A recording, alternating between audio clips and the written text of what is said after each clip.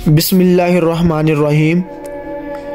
دوستو، ماہ رمضان برکتوں والا مہینہ ہے اور اس ماہ کی عظمت کا اندازہ اس بات سے لگایا جا سکتا ہے کہ قرآن مقدس کا نزول اسی پاک مہینے میں ہوا۔ رمضان کا پہلا عشرہ رحمت، دوسرا عشرہ مغفرت اور تیسرا عشرہ جہنم کی آگ سے نجات کا ہے۔ جب رمضان مبارک کا چاند نظر آتا ہے تو آپ صلی اللہ علیہ وسلم فرماتے ہیں کہ یہ چاند خیر و برکت کا ہے، یہ چاند خیر و برکت کا ہے۔ میں اس ذات پر ایمان رکھتا ہوں جس نے تجھے پیدا فرمایا۔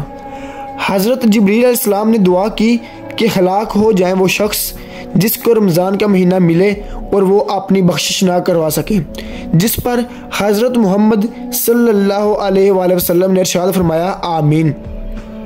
حضرت جبریل علیہ السلام کی یہ دعا اور اس پر حضرت محمد صلی اللہ علیہ وآلہ وسلم کا آمین کہنا، اس دعا سے ہمیں رمضان کی اہمیت کو سمجھ لینا چاہیے۔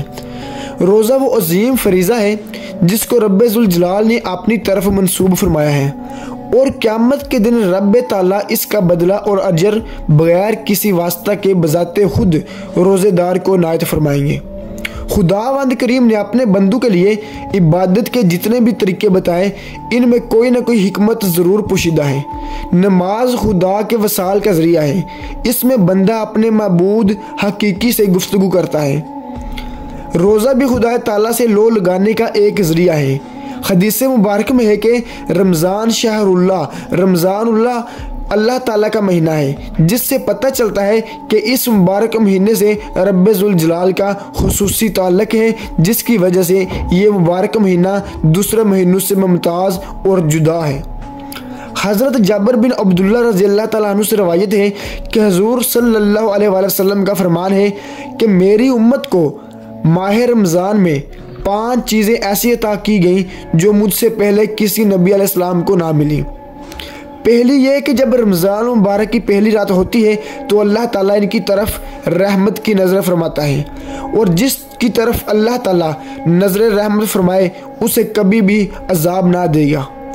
دوسری یہ کہ شام کے وقت ان کے منہ کی بو جو بھوک کی وجہ سے ہوتی ہے، اللہ تعالیٰ کے نزدیک مشک کی خوشبو سے بھی بہتر ہے۔ تیسرا یہ کہ فرشتے ہر رات اور دن ان کے لیے مغفرت کی دعائیں کرتے رہتے ہیں۔ چوتھا یہ کہ اللہ تعالیٰ جنت کو حکم دیتے ہوئے ارشاد فرماتا ہے میرے نیک بندوں کے لیے مزین ہو جا، ان قریب وہ دنیا کی مشقت سے میرے گھر اور کرم میں راحت پائیں گے۔ پانچواں یہ کہ جب ماہ رمضان کی آخری رات آتی ہے تو اللہ تعالیٰ سب کی مغفرت فرما دیتا ہے۔ رمضان کی اس مبارک ماہ کی ان تمام فضیلتوں کو دیکھتے ہوئے مسلمانوں کو اس مہینہ میں عبادت کا خاص اہتمام کرنا چاہیے، اور کوئی لمحہ ضائع اور بیکار جانے نہیں دینا چاہیے۔ اس ماہ مبارک میں ایسے انداز میں عبادت کو فرض کے طور پر متعین فرما دیا گیا کہ انسان اس عبادت کے ساتھ اپنی تمام ضروریات و حوائج میں بھی مصروف رہ سکتا ہے، اور عین اسی خاص طریقہ عبادت میں بھی مشغول رہ سکتا ہے۔ ایسی خاص طریقہ کہ عبادت کو روزہ کہا جاتا ہے، جسے اس ماہ میں فرض فرما دیا گیا۔ روزہ ایک عجیب عبادت ہے کہ انسان روزہ رکھ کر اپنے ہر کام کو انجام دے سکتا ہے۔ روزہ رکھ کر سنت و حرفت، تجارت و زیارت، ہر کام بخوبی احسن کر سکتا ہے۔ اور پھر بڑی بات یہ ہے کہ ان کاموں میں مشغول ہونے کے وقت بھی روزے کی عبادت اور روزے دار سے بے تکلف خود بخود صادر ہوتی رہتی ہے، اور اس کو عبادت میں مشغول کا ثواب بھی ملتا رہتا ہے۔ دوستو، امید ہے آپ کو میری آج کی یہ چھوٹی سی ویڈیو اچھی لگی ہوگی۔